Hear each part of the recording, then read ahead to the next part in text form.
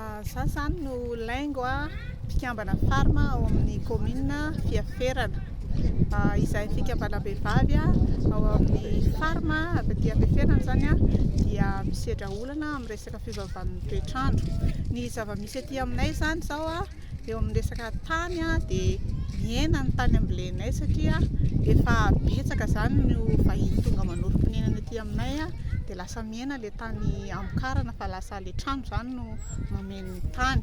Ny tanim-panjakana ihany koa dia efa tsy misy azo angatahana intsony.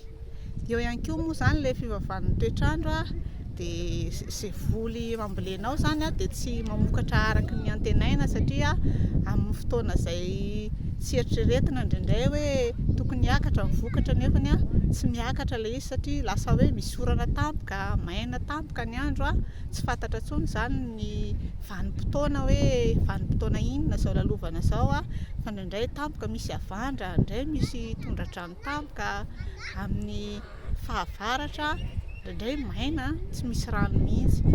Dia vokatra izany dia lasa tsy dia manana tany firy ambolena intsony zany izay ny vokatra ihany koa dia miena.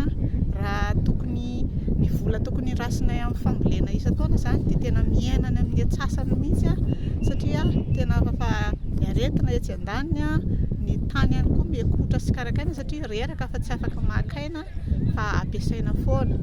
Dia eo ihany koa zany ny barazy simba dia satria misy fotoana tondraka ny rano dia rehefa simba ilay barazy dia tsy manana fahafahana manamboatra an'ilay barazy zany izahay.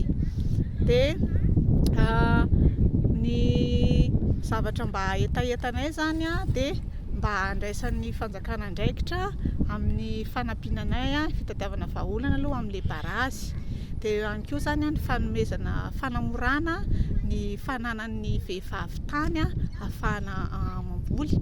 Dia ihany koa ny fanatsarana ny masomboly izany hoe atao zany izay fomba hanamora ny tantsaha ahazo masomboly ahafahana mahazo vokatra tsara.